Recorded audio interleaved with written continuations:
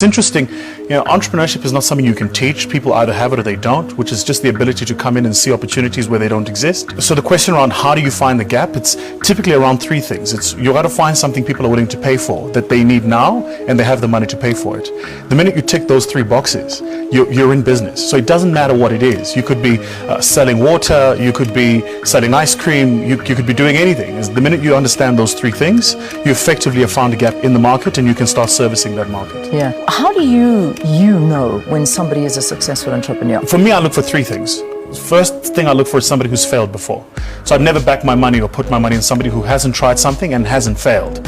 Because if you haven't failed, the theory of failure, entrepreneurship is interesting. It's a lot like swimming. So if I gave you a textbook on how to swim and you read it for 3 years and then I took you and chucked you in the ocean, you'd sink.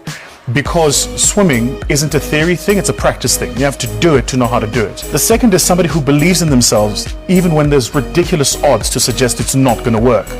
I always say entrepreneurs are crazy. You have to be crazy to be an entrepreneur. You got to believe you're going to make money month end, which often you're not. Yeah. You got to believe you can compete with big companies, which often you can't. You got to believe you can reach all your customers, which often you won't. And you have to believe you can do so cheaply and cost effectively and make a profit, which in the early days you probably won't do. If you don't believe those four things, you're not going to succeed as an entrepreneur. So you've absolutely got to be certifiable, absolutely crazy.